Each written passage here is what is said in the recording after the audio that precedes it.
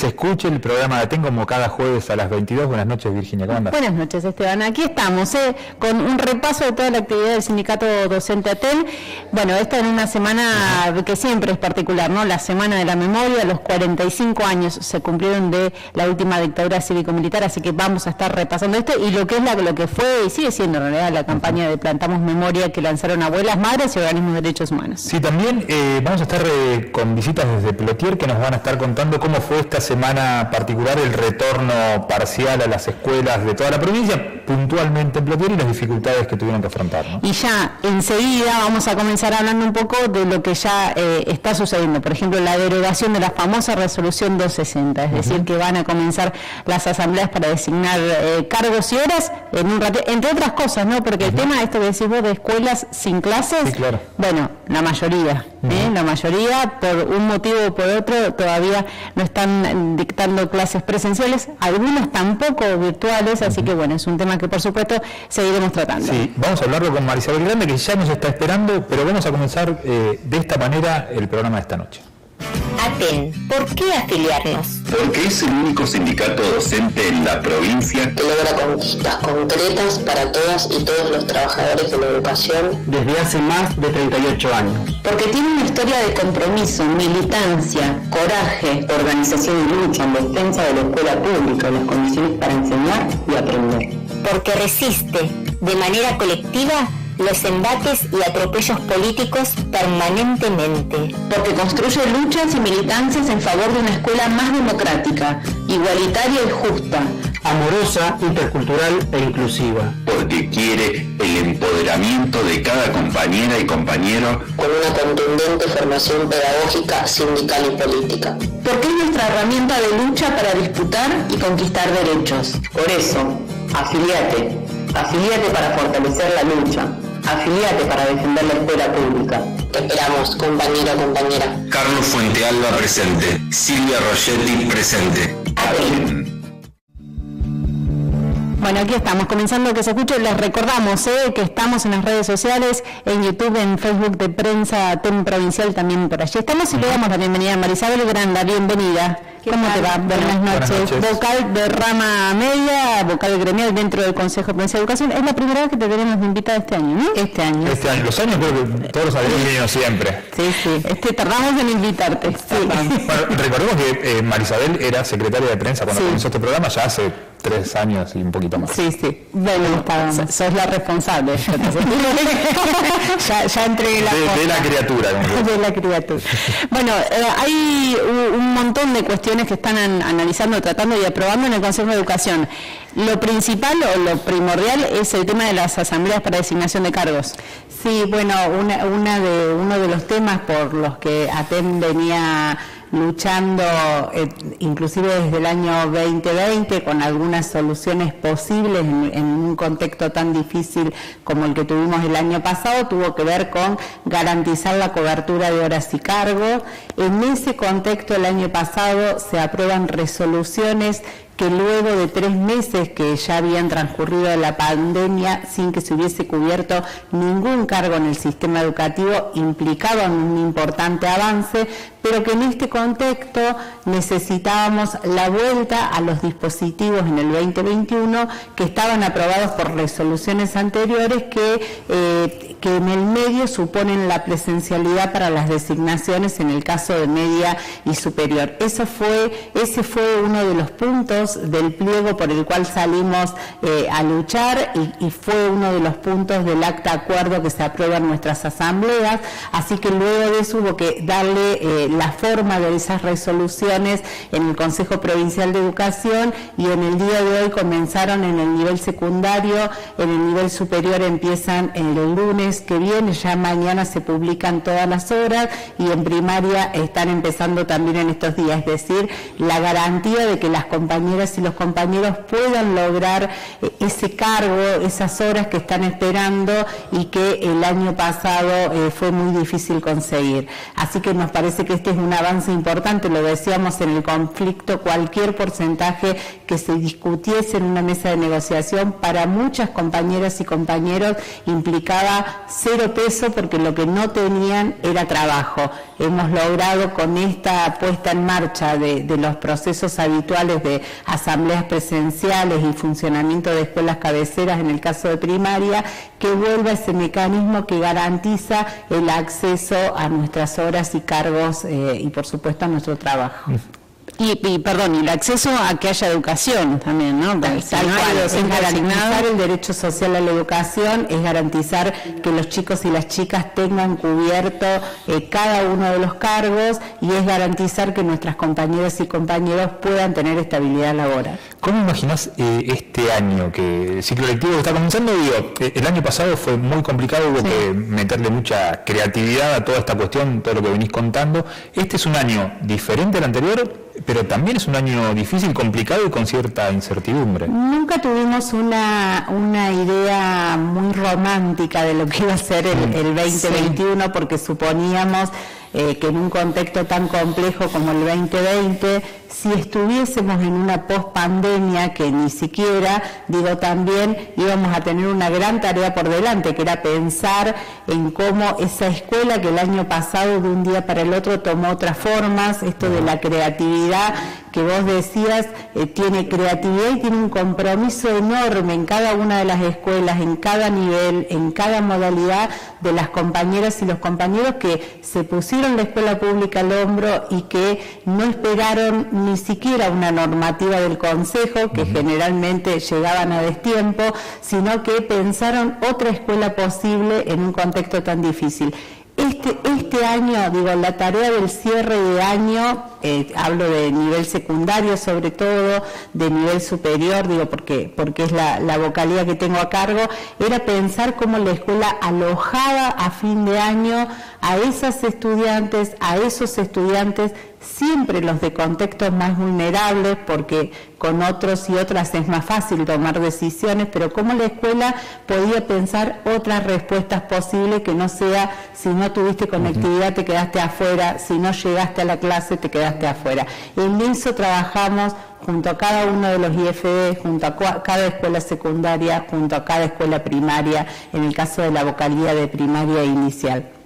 En ese contexto, este año la tarea es pensar cómo esa unidad pedagógica 2020-2021 se hace real, con lo complejo que eso es, ¿no? Con lo complejo que es pensar en esos procesos tan atravesados, sobre todo por lo económico, por lo social.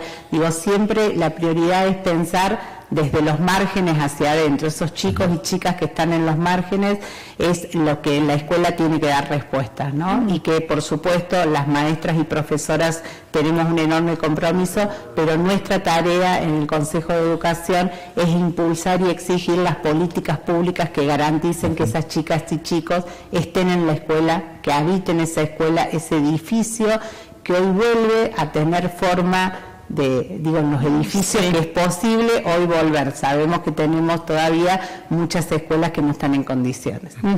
¿Y hay un número de cuántos docentes estaban sin tomar cargo? Hay un número de horas, sobre todo, en medio y superior. Sí.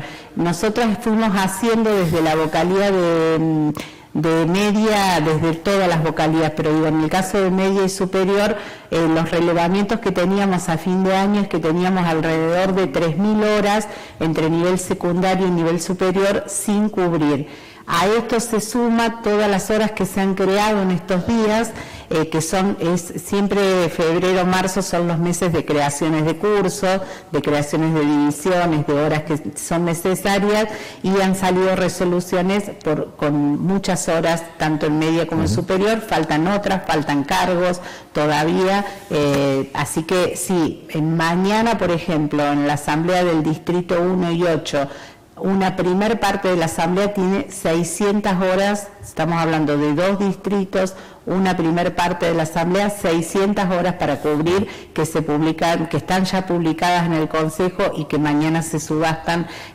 una parte de ellas a partir de las 9 de la mañana en el Consejo. Me quedé pensando en lo que contabas antes y cómo muchas veces vamos detrás de las cosas que van ocurriendo, ¿no? Ahora se está debatiendo en la legislatura la ley provincial de teletrabajo para los trabajadores estatales. Qué importante hubiese sido tener una ley antes, y de todas formas qué importante es que se reglamente acá, ¿no? Y hubiese sido tan grande la diferencia si hubiésemos tenido algo que reglamentar, hubiese sido tan grande la diferencia si las políticas educativas del gobierno nacional se hubiesen continuado en los últimos 4 años anteriores a este gobierno, porque veníamos con, por ejemplo, un plan Conectar Igualdad que garantizaba cierto acceso a la virtualidad, que en los últimos 4 años obviamente fue desarticulado como tantos programas a nivel educativo, y que por supuesto las consecuencias se vieron de la manera más cruda el año pasado. Todas las escuelas se fijaron qué computadoras había sin usar, cuáles habían sido devueltas, cuáles estaban fuera de uso, y veían cómo se podían poner en uso para que todo lo que garantizara ese vínculo, esa afiliación con la escuela pudiera salir desde las escuelas, ¿no? Digo, que los chicos y las chicas estuviesen desde algún lugar vinculados.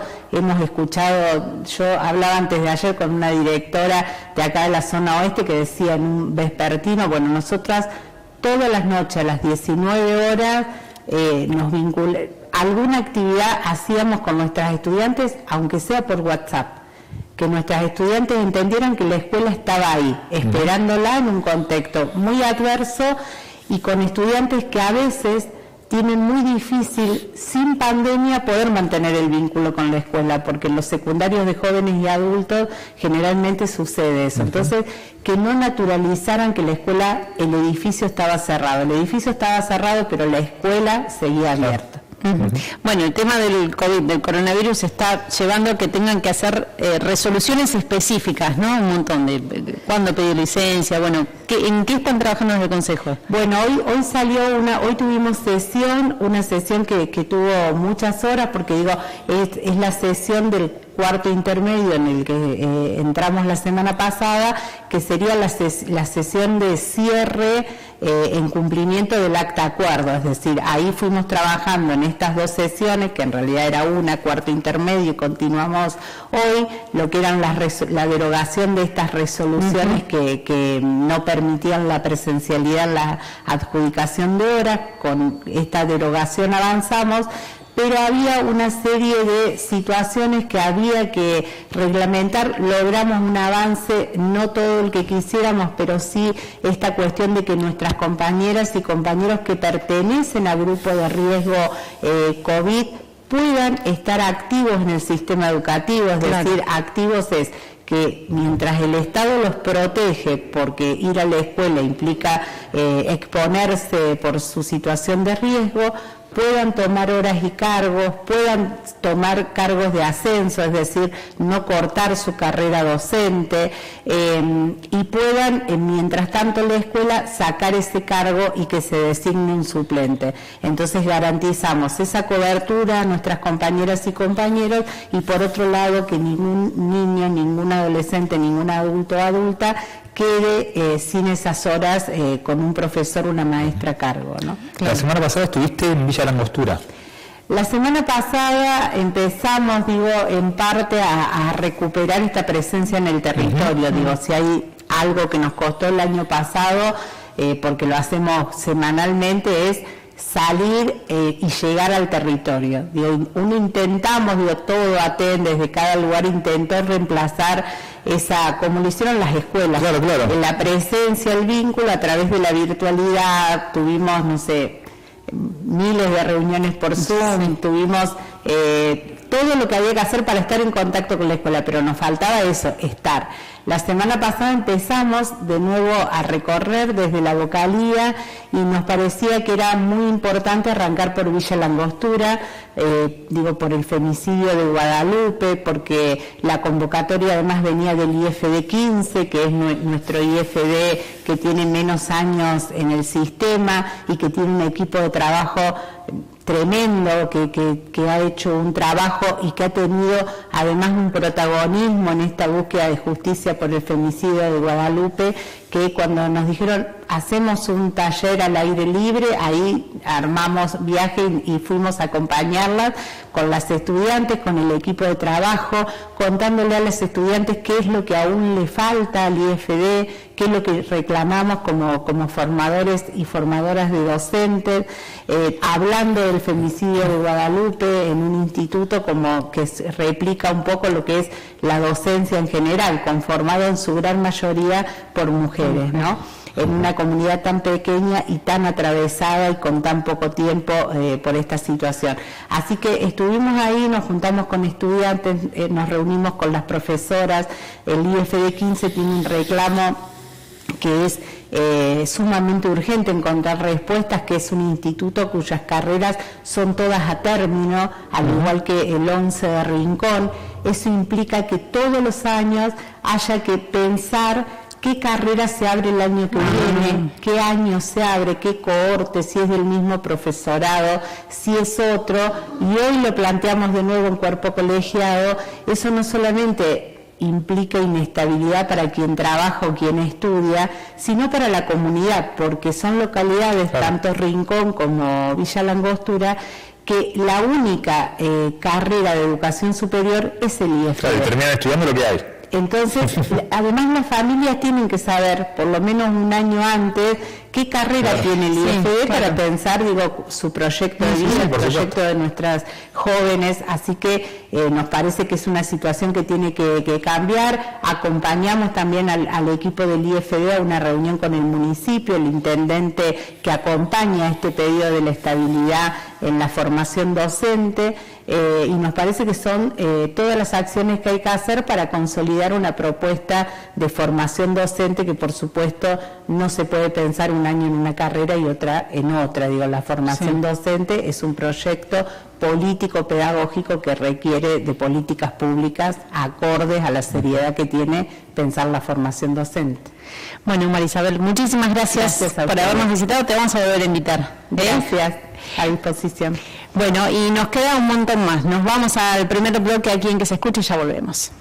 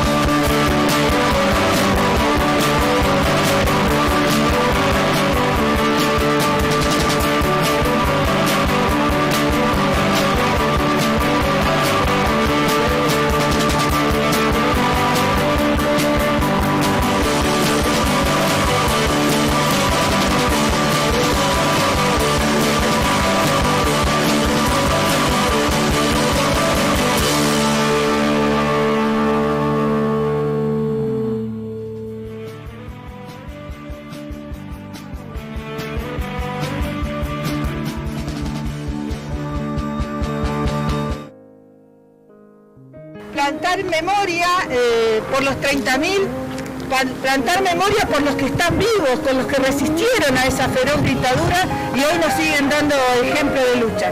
Plantar memoria por los derechos humanos del presente, por todavía todo lo que nos falta conseguir, por lo que las mujeres hemos dado, hemos luchado y hemos conseguido, por los derechos de las infancias, de las diversidades, porque realmente el impuesto a las grandes fortunas se haga carne y los que acumularon históricamente suelten esa plata para que hoy las infancias vulneradas no estén tan lejos de esa inclusión social y por un mundo mejor.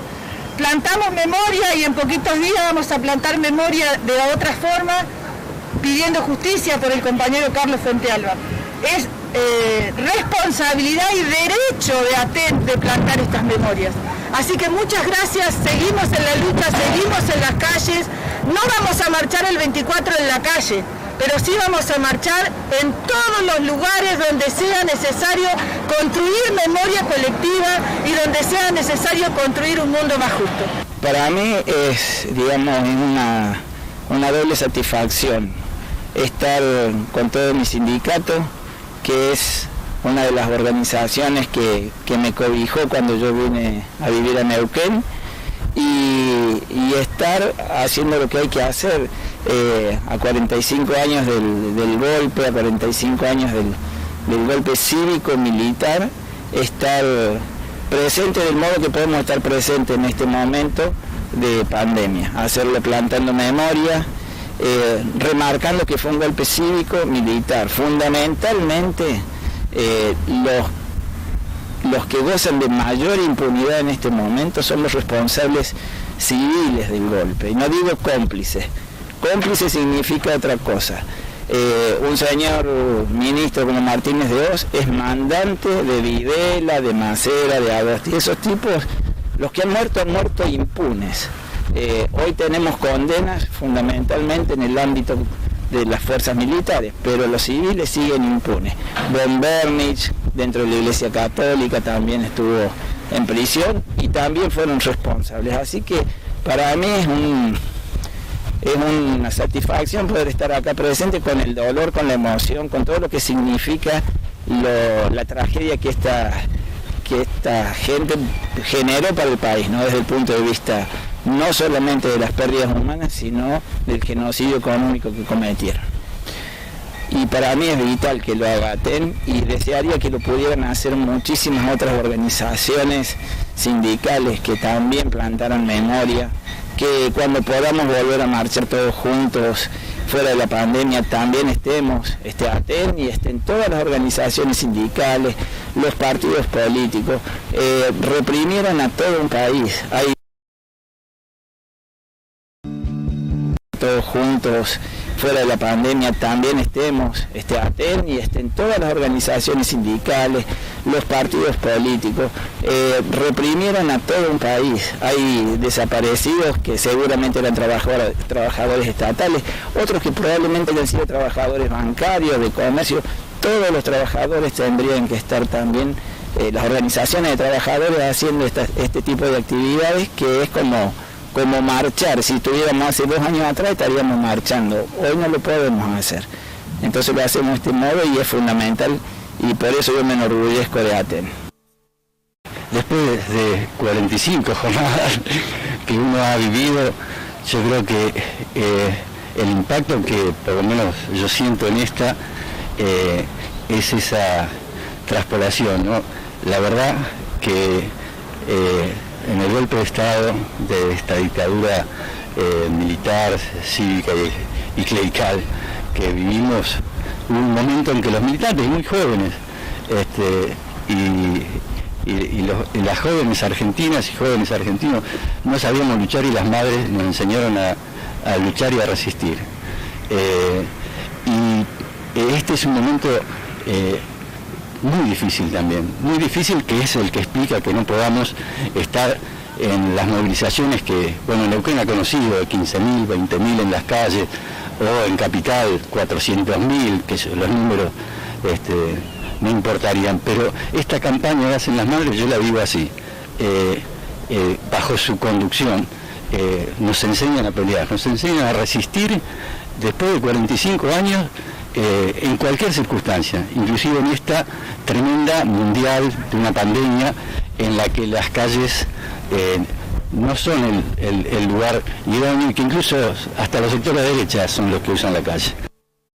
Yo soy profe de literatura, no hace demasiados años, hace unos 15, he estado en otros lugares también, pero es fundamental esa relación que la escuela pública puede hacer con las nuevas generaciones, es fundamental, y donde la memoria no es una memoria del pasado, es una memoria concreta del presente y que hace futuro, ¿no? Y una emoción muy grande porque, como dijo un compañero, somos de los desaparecidos que todavía estamos presentes porque sobrevivimos. Y esa situación de haber sobrevivido también nos pone en el lugar de que pudimos ser cualquiera de nosotros los que no estuviéramos presentes. Entonces, esta manera de que las madres se encontraron de poder conmemorar a los compañeros sin salir a marchar, que es lo que hicimos durante tantos años y extrañamos estar en las calles y poderlo hacer desde la vida, ¿no? Porque sembrar es sembrar vida, traer la memoria esa del ADN que está en la semilla, que tan lindo han dicho las abuelas y las madres, lo que nos enseñaron, y hoy hacerlo así, de esta manera, que nos tenemos que cuidar para poder mantener la vida. O sea, me recorre todo el cuerpo, me da muchísima emoción y pienso en cada uno de los compañeros, conocidos o no, que hoy no están, pero que, es decir, sin estar presentes en lo físico, yo digo cómo trascendieron a todas las generaciones y hoy los 30.000 se multiplican por millones. Hoy podemos decir que en toda la Argentina, así como estamos nosotros plantando un árbol, así como muchos están plantando árboles, recordando los nombres de los compañeros detenidos, desaparecidos, están presentes.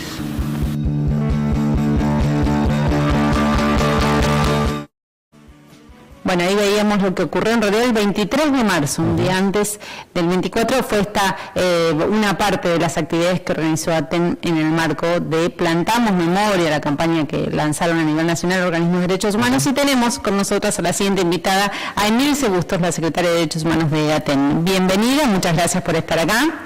Bueno, y un poco le pedimos a, sobre todo víctimas de la dictadura, ¿no? Una reflexión del acto. Ahí dijeron cosas muy bonitas, un acto muy sentido del Parque Jaime de Nevares.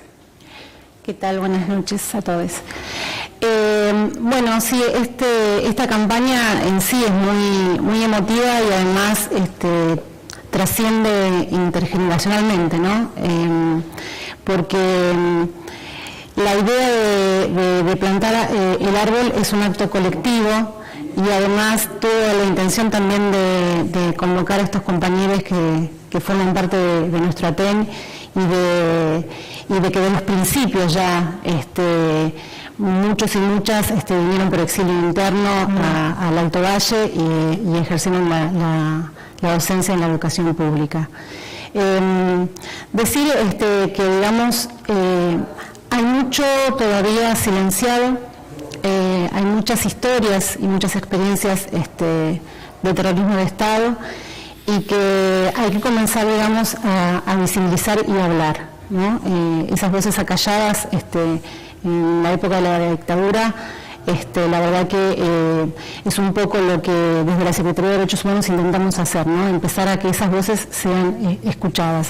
En este caso en particular fue digamos, en plantar memoria a la campaña nacional, pero también hay charlas que invitan a estas personas que por familiares o por experiencia de detención en algunos centros clandestinos, digamos, pueden contar en primera persona en una charla en una escuela. Recién veíamos a estos testimonios de militantes de ATEN y pensaban en qué importante el trabajo de construcción de conciencia que se hizo a lo largo de 45 años, ¿no? Hoy vemos chicos que ni siquiera estaban en los planes de nadie y hoy están militando esto y trabajando la conciencia, la memoria, la justicia. Sí, un poco hoy en uno de los conversatorios sobre el juicio, los avances de la causa de la escuelita en el tramo 7, una de las referentes de APDH, Nerea, contaba esto, ¿no? De cómo se iniciaron los juicios, los más lejanos para nosotras, o nosotros, pero los más recientes para ellas, los primeros que se pudieron hacer, y cómo son los que hoy se están haciendo, ¿no? Cómo se fue, de alguna manera, progresando en el sentido de que se puede visibilizar más, inclusive las mismas víctimas pueden hablar y recuperar su identidad, a dónde pertenecían y poder decirlo, sin el temor de el famoso qué dirán o por algo habrá sido, ¿no? Eso se va rompiendo y tiene que ver, ella decía, también con el proceso social que se estaba dando y la apuesta a la construcción de la memoria colectiva, ¿no? Y en esto los jóvenes son muy importantes, la escuela cumple una función primordial en esta transmisión, pero también evidentemente hemos dado un paso hacia nuestros, digamos, canales democráticos de poder decir que nunca más sea efectivo, ¿no? Que se materialice. Bueno, y lo de es el primer juicio aquí en Neuquén en donde se debaten los delitos sexuales, ¿no? Que eso también es otro tema que durante muchos años no se hablaba, no se decía, no se contaba. Vos hablas mucho de los jóvenes. Hay un grupo de jóvenes por la memoria que además hicieron una actividad y han lanzado un recursero en el marco justamente del juicio de la escuelita. Contanos un poco de qué se trata. Bien, con el grupo de jóvenes por la memoria y ATEN nos conocimos el año pasado en un conversatorio que organizaron y que ATEN también participó, más que nada en lo que era la parte de la plataforma, porque al no poder ser presencial se precisaba, digamos, la virtualidad. Y allí, junto con el sindicato de prensa, que también participó, y APDH, ahí nos conocimos, digamos, con el grupo. Y quedó la idea, al acompañar los miércoles en el juicio, quedó la idea de armar un material para las escuelas. Es una iniciativa que tuvieron y que, bueno, que ATEN colaboró con esa iniciativa y, digamos, se pensó en este recurso, en esa información donde el compañero docente puede ir a buscar, sobre todo la memoria local, ¿no? Claro. ¿Qué sucedió en la época de la dictadura cívico-militar, eclesiástica y empresarial acá en la zona del Alto Valle?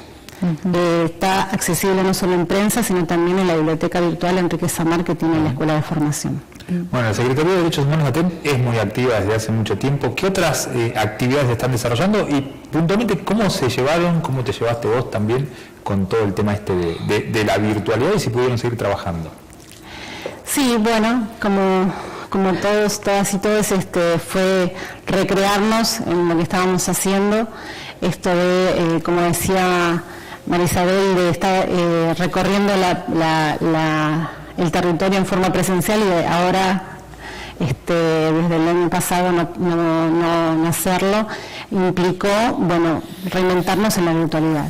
Y hemos organizado ciclos de charlas, a veces con temas de interculturalidad o de migrantes, pero en particular este año volvimos a retomar con el secretario de Formación, con Juan Pablo Bandet, la Semana de la Memoria. Claro. Hacer un ciclo de charlas virtuales, tomando algunos hechos como son el 24, pero también Malvinas el 2 y el 4 de abril, que es muy significativo para nosotros con el pedido de justicia completa por Carlos Fuentealba. Así que esta semana vienen entonces esas charlas por Malvinas. Hoy comenzó la primera, que tenía que ver con los avances de la causa. Estuvo Silvia Barco, referente de APDH, y el abogado de la querella, también por APDH, Bruno Badalá.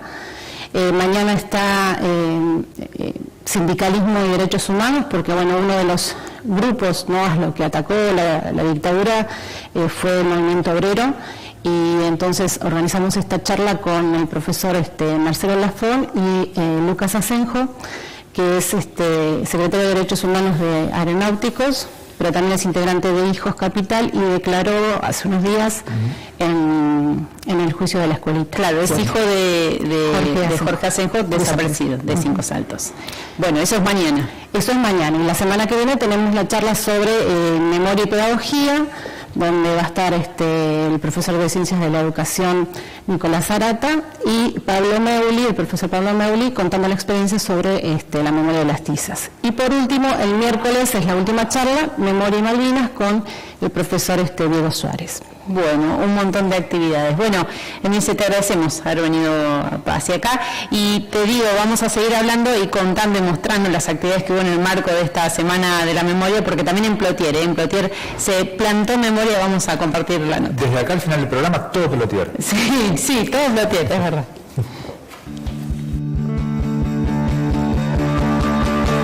Mi abuela tiene un pañuelito que mucho tiempo cuidó. Y a veces cuando está cansada me pide sonriendo que lo cuide yo. Con el pañuelito bailamos, pero al dejar de bailar secamos una lagrimita porque los recuerdos nos hacen llorar. Bueno, específicamente en Plotier plantamos memoria y nos adherimos a la campaña nacional entregando a cada uno de los establecimientos educativos que tenemos en nuestro ejido de la seccional Plotier, por elección, una planta interior, un arbusto o un árbol para que sea plantado.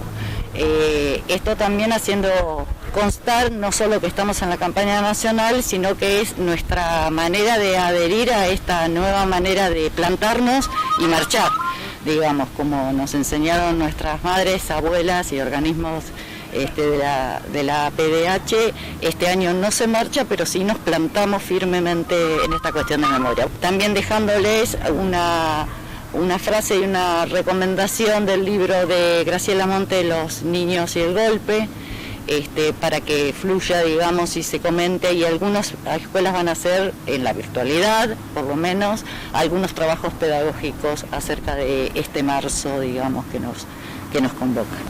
Tiene dos aristas bastante importantes. La primera es la presencia de compañeros que también han sido testigos de los juicios por lesa humanidad que siguen entre nosotras y nosotros, de hijos, de hermanos y de padres y abuelas que siguen buscando sus hijas e hijes. Y también esto de que ATEN siempre ha sido pedagogía de la memoria. Y la adhesión justamente a esta campaña es decirnos a nosotros mismos y a toda la sociedad que nuestra presencia está en esta campaña, como estuvo años anteriores en los pañuelos, en los murales, y nos aparece importante esta presencia, este tipo de presencia y la perennidad que van a tener en lugares públicos como este y en este espacio en particular de la memoria, estos 3 árboles que plantamos acá y todos los que seguiremos plantando simbólicamente también.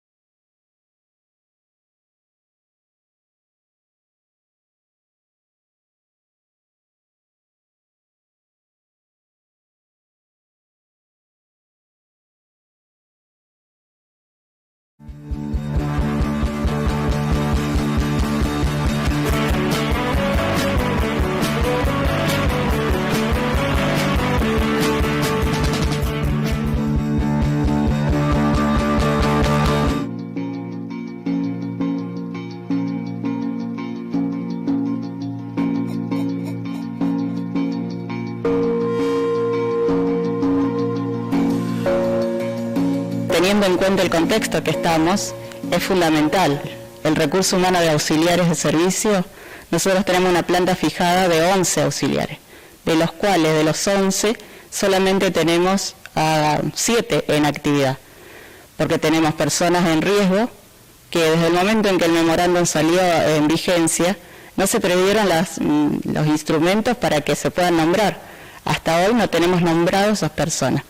Y después otras situaciones por administrativas que faltan designación, que fueron pedidas, nos designaron 2 por jubilación y por una cuestión administrativa, pero el otro cargo que se solicitó, de los 13, nombró 2 nada más. Y cargos docentes, porque bueno, el año pasado la característica de esta escuela fue que funcionó con un solo personal directivo. Con toda la matrícula que te dije anteriormente, estuve desde febrero del 2020 hasta noviembre, únicamente en mi persona, la función de directora, de vicedirectora y de secretaria, porque no se pudieron nombrar. Cuando se destraba esa situación, se puede nombrar secretaria y vice. Las maestras que estaban a cargo de esos grados asumen las nuevas funciones y quedan esos cargos descubiertos. Hoy por hoy esos 2 grados tampoco los tengo nombrados. Las familias fueron muy partícipes desde el momento en que damos a conocer el estado en que estaba la escuela. No solo desde el edilicio para agilizar que se nos dé respuesta, sino también a hacer simulacros con las familias, cómo se llevaría a cabo el protocolo, porque sabemos que el puente fundamental es la familia, que sobre todo ellos lo puedan vivenciar y el impacto, disminuir de alguna manera el impacto emocional para los estudiantes. Así que familias protagonizaron un simulacro del protocolo y las mismas familias, luego de vivenciarlo, nos referían que se sintieron violentados, se sintieron que no era viable, que se sintieron mal, pero lo trabajamos también desde el lugar de las emociones que van a transitar sus hijos e hijas. Entonces, una manera de poder ir transitando juntos y de buscar la mejor manera de que sea el menor impacto emocional para los estudiantes. Al momento de que uno lo quiere poner en práctica, se notan esas falencias, que en donde no tuvimos opinión o participación directa. Se desconoce una dinámica de las escuelas, una dinámica y sobre todo una dinámica con las infancias. Un protocolo que es muy viable para otros organismos, en donde concurren adultos únicamente o otras empresas, o sea, otra función, pero no se tuvo en cuenta la particularidad de una escuela.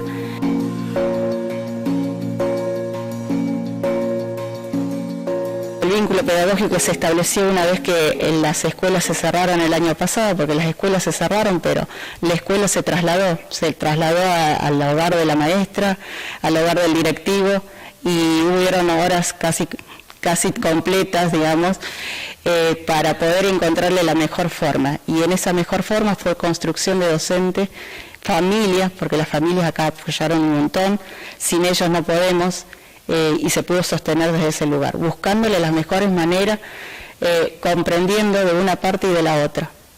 Ser docente entre todo es un compromiso, ¿no? Un compromiso que, bueno, hace 26 años que estoy ejerciendo esta profesión, y en pandemia se revalorizó aún más este compromiso que es hacia los estudiantes, hacia las familias, porque es, como se dice, somos el eslabón que construye una sociedad mejor. Sin educación, sin que el pueblo pueda recibir educación, es imposible que se puedan generar cambios.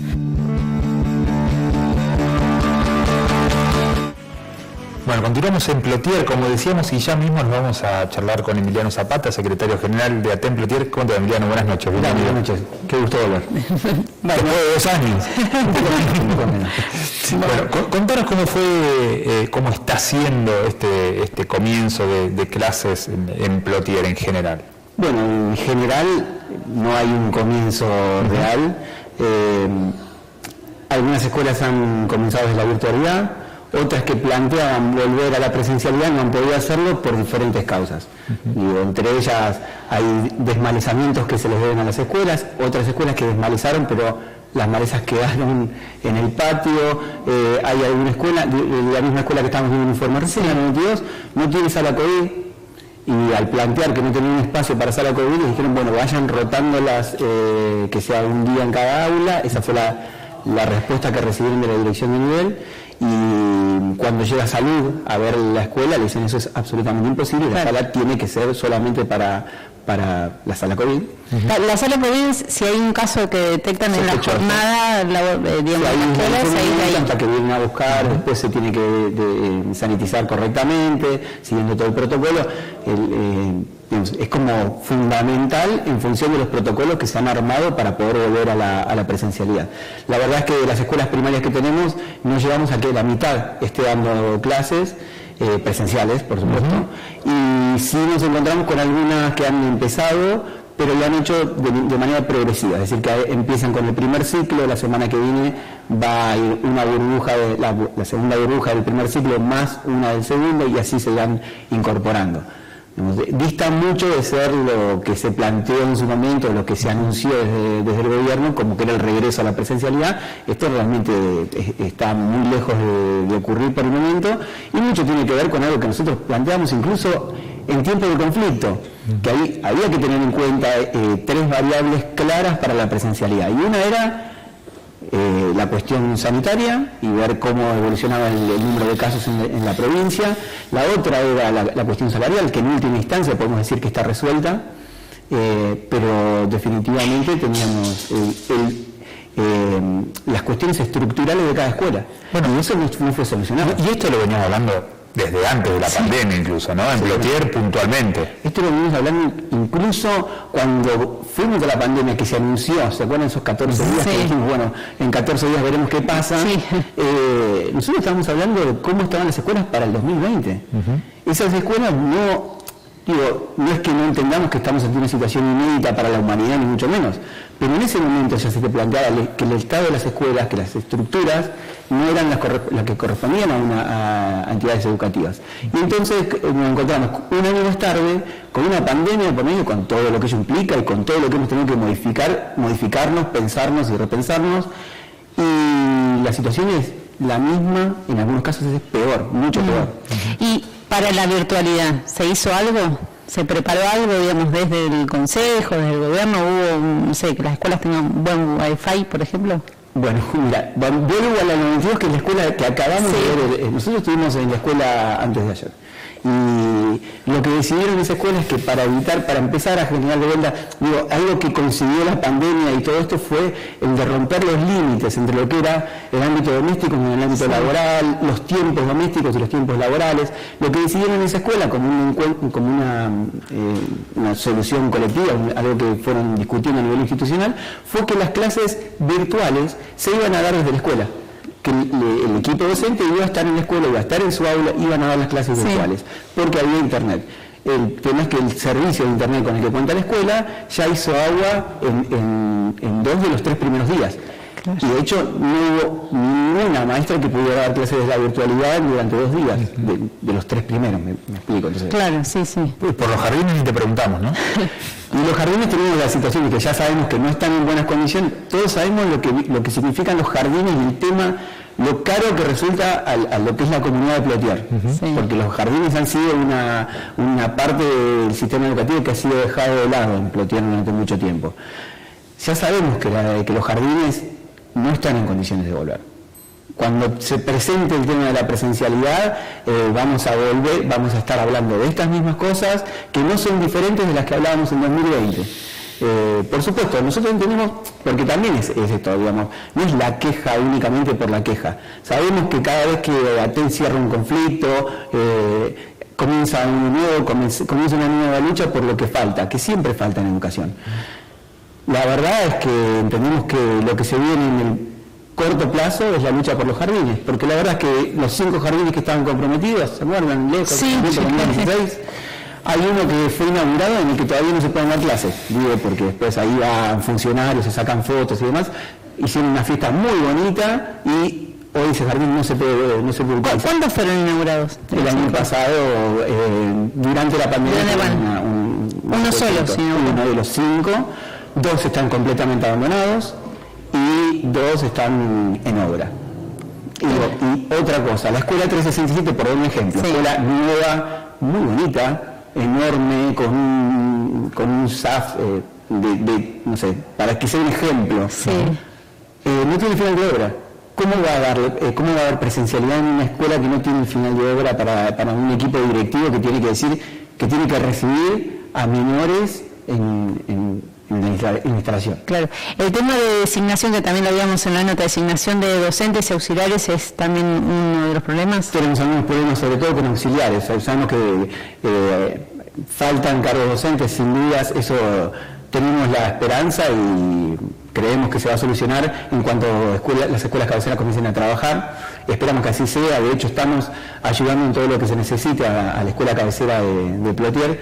Pero bueno, los auxiliares también sabemos que hay una necesidad y que directamente se paraliza la escuela cuando no tiene auxiliares. Tenemos casos de escuelas que no tienen auxiliares, por ejemplo la escuela 60, que no tiene sus auxiliares nombrados todavía, no alcanza con quienes hay para darle vida a la escuela, para mantener las condiciones que se necesitan. Nada, digamos, parece redundante a veces y quizás lo sea, pero también siento que tenemos que seguir hablando de estos temas porque tiene que llegar un momento en el que finalmente lo solucionemos. Qué complicado porque es siempre correr de atrás, ¿no? Porque vos decís, se hizo una escuela, se inauguró un jardín, pero falta tanto que es poco eso que se termina haciendo. Por la foto esa de decir que se está gestionando algo, sin importar que realmente eso pase a ser funcional y realmente solucione las necesidades de una comunidad educativa. La escuela 106 se quemó. Claro. Hace un año y medio. Sí. Se quemó, no pudo dar más clases, hablaron, hicieron 10.000 cálculos de estructuras y de demás. Y la escuela hoy tiene una comunidad educativa maravillosa, de familias, docentes comprometidos, alumnos que quieren y que se sienten parte de esa escuela. Pero la escuela no puede volver, porque hay una parte que está absolutamente colapsada, que no se sabe en qué momento eso puede generar una desgracia. Entonces, había un año y medio, quiero decir, para esto. O sea, la pandemia nos evitaba la presencialidad, pero la verdad que una escuela que se había quemado no evitaba la obra pública para arreglarla, ¿no? Claro. Esto es poner las prioridades donde corresponden. Creo que todavía nos falta discutir, tenemos mucho por sentarnos y bueno, y en última instancia generar soluciones para el sistema educativo. Bueno, Emiliano, te agradecemos que te hayas venido por acá, esperemos que no pasen 2 años. No, antes del fin de este ciclo lo invitamos otra vez. Por supuesto. Me alegraría mucho, quiero decirlo. Muchas gracias. Bueno, así con la actualidad de Plotier, ¿cómo están las escuelas en Plotier? Vamos a seguir hablando lamentablemente de esto por mucho tiempo más. Y hemos llegado al final. Llegamos al final y vamos a seguir recorriendo la provincia y vamos, algo que está muy bueno, que siempre nos jactamos de hacer, es empezar o volver a recorrer el interior de nuestra provincia, que el año pasado por razones obvias estuvimos limitados. Bueno, salimos al ruedo nuevamente. Exactamente, y vamos a tener todo ese material y lo vamos a ir compartiendo. Muchísimas gracias por estar allí del otro lado, como siempre. El jueves que viene volvemos a las 22 horas. Muchas gracias. Hasta luego.